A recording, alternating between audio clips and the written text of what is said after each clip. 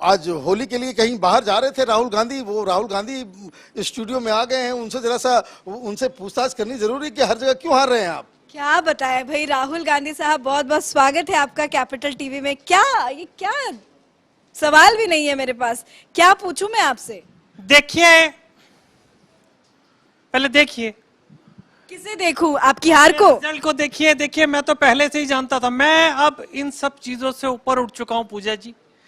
Doctor साहब ने बुलाया तो आना तो पड़ेगा ही, जवाब भी देने पड़ेंगे। मैं क्या कहूं, इस देश को ये बहुत अच्छे से पता लग गया है कि उन्हें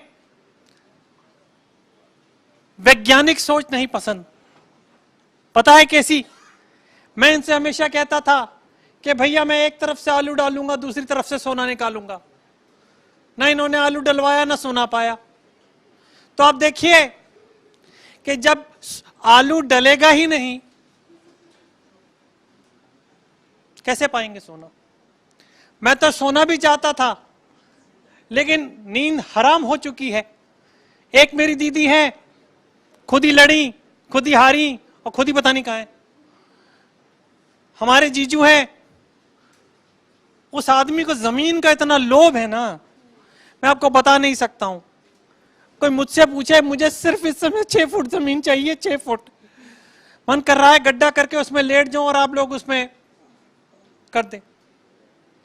क्या कह सकते हैं? मैं तो ये भी नहीं कह सकता कि भैया थोड़ी सी सीटें हमसे ले लो, गठबंधन कर लो। ऐसी सीटें आई हैं, किसी का नंबर बता रहा हूं, 2, 3, 5, 6, 8, 10 मिलते ही कॉल करिएगा। क्या कहूं? मम्मी वो अलग बोलती हैं कि मैं और मुलायम जी एक जैसी कश्ती में ही हैं। उनका भी टीपू टीपू है और मेरा भी पप्पू पप्पू है। लेकिन एक बात मुझे बताइए कि ये सब तो ठीक है, इलेक्शन के नतीजे आ गए, आप हार गए, ये आप थाईलैंड कब जा रहे हैं इंट्रोस्पेक्शन करने के लिए? देखिए सर, अब तो थाईलैंड ही थाईलैंड है।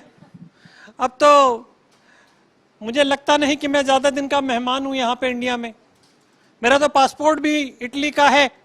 मैंने कहा मम्मी क्या कहती हो, तो उन्होंने एक बड़ा प्यारा जवाब दिया मुझे। आपको पता है मेरी मम्मी कैसे बोलती हैं? उन्होंने कहा, बैठा राहुल, फाय फाय, तो इटली के लिए फैथा हुआ है, इंडिया के लिए नहीं, तो वही छा। तो जब माँ मुझे कह रही है, मेरी इटली की माँ मुझे बुला रही है, तो मुझे जाना ही पड़ेगा। डॉक्टर साहब मुझे आप रोकने की कोशिश मत कीजिएगा। मैंने बहुत सारी चीजें रोकने की कोशिश की, लेकिन नहीं रुक पाई।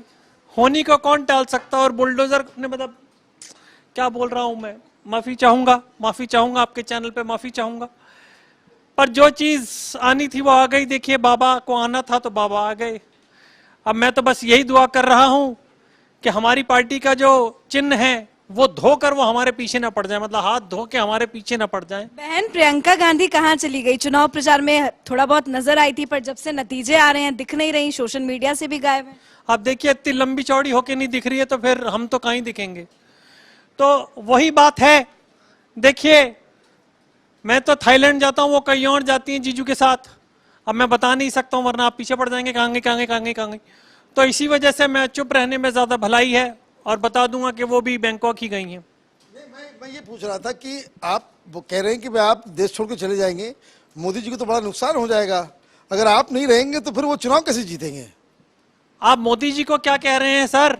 कपिल शर्मा पैरों में पड़ के रोया है मेरे, कह रहे अगर आप चले गए तो फिर एंटरटेनमेंट कौन करेगा? पंचेस कहां से लाऊंगा मैं? किस तरीके से कॉमेडी करूंगा मैं? आप अपनी विपक्ष को ऊपर कैसे रखते हैं, कैसे जीत पाएंगे? वो लोग, उनका भी सोचिए, मेरा भी सोचिए।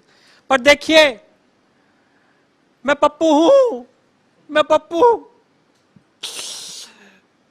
आखिरी समय में सिर्फ एक ही चीज मारूंगा, बस।